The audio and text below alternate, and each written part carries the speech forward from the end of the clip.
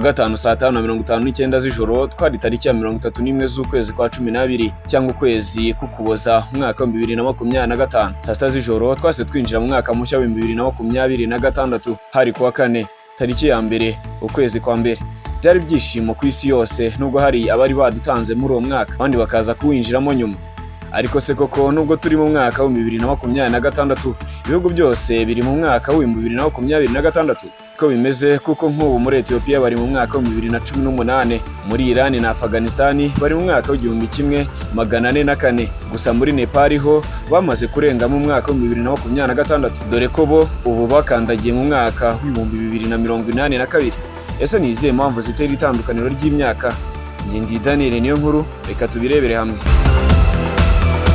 Impamvu nyinshi muri izo ziterwa no kuba amakalendari akoreshwa atandukanye, kuba amateka n'umuco bidasa, ndetse no kuba imyemerere n'amadini mu bihugu bimwe na bimwe bitandukanye. Abenshi ku isi bari mu mwaka wa 2026 bakoresha kalendari ikoreshwa cyane ku isi ya Gregorian, gusa iyi si yo yonyine ikoreshwa ku isi yose.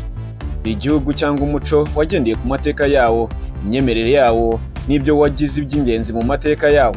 Ibi byatumye habaho amakalendari atandukanye abara ibihe mu buryo butandukanye. Iyi kalendari ya Gregorian ikoreshwa cyane n'ibihugu byinshi ku isi, yashyizweho na Papa Gregory wa 13 mu mwaka wa 1582.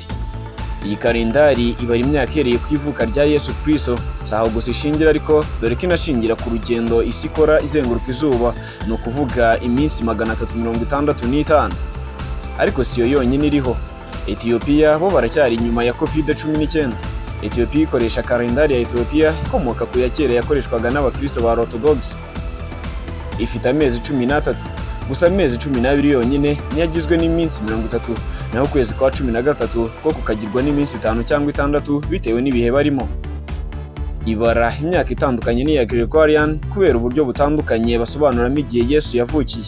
Bo bafashe inyigisho z'itorero rya Alexandria zavugaga ko Yesu yavukiye mu mwaka wa 5500 uhereye ku kuremwa kw'isi, bafata uwo mwaka baza kuwugira umwaka wa mbere wa kalendari yabo ya Ethiopia. Bityo batangiye kubara bushya, ntibakomereza kuri kalendari ya Gregorian.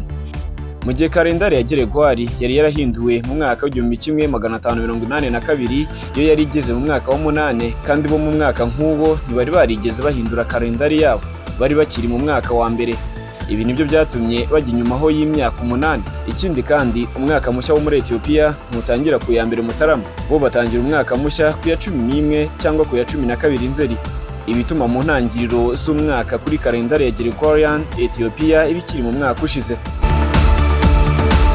Iran na Afghanistan bo baracyavuga ngo 1100, ubu bari mu 1404.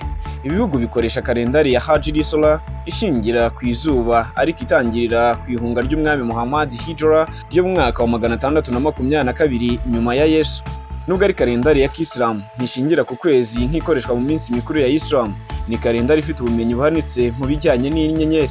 Mu myemerere yabo ngo igihe intumwa Muhammad yahungaga iva i Mecca ijya i Medina hari mu wa 622 kuri kalendari yari isanzwe ya Gregorian.